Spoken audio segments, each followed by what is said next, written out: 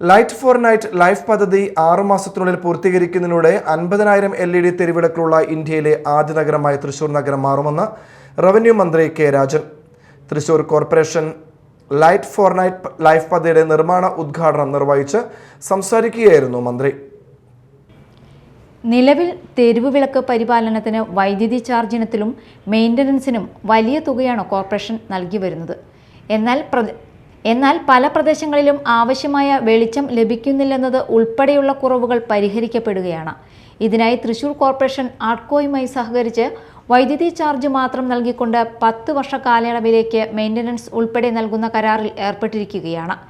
ഇതിന്റെ ഭാഗമായി കോർപ്പറേഷൻ പരിധിയിലെ 55 ഡിവിഷനുകളിലും ഡിജിറ്റൽ സർവേ നടത്തി ആവശ്യമായ വെളിച്ചം തെരുവ് വിളക്കുകളിൽ നിന്ന് ലഭിക്കാവുന്ന ആധുനിക രീതിയിലുള്ള LED ലൈറ്റുകൾ ഇതിന്റെ ഭാഗമായി ആഡ്കോ സ്ഥാപിക്കും. ഈ പദ്ധതി 6 മാസം കൊണ്ട് പൂർത്തിയാകുമ്പോൾ 50,000 LED ലൈറ്റുകളും ഹൈമാസ്റ്റ് മിനിമാസ്റ്റ് ലൈറ്റുകളും കൊണ്ട് പ്രകാശപൂരിതമാകുമ്പോൾ നഗരം ലൈറ്റ് ഫോർ നൈറ്റിലേക്ക് മാറും. 2 മാസത്തിനകം സർവേ പൂർത്തീകരിച്ച് 4 മാസത്തിനകം 50,000 LED ലൈറ്റുകൾ സ്ഥാപിച്ച് നഗരം പ്രകാശപൂരിതമാകുമെന്ന് ആഡ്കോ ചെയർമാൻ VS അനൂപ് പറഞ്ഞു. തൃശൂർ കോർപ്പറേഷൻ ഓഫീസ് അങ്കണത്തിൽ നടന്ന ചടങ്ങിൽ മേയർ MK വർഗീസ് അധ്യക്ഷത വഹിച്ചു. ഡെപ്യൂട്ടി മേയർ ML റോസി കരാർ കൈമാറി.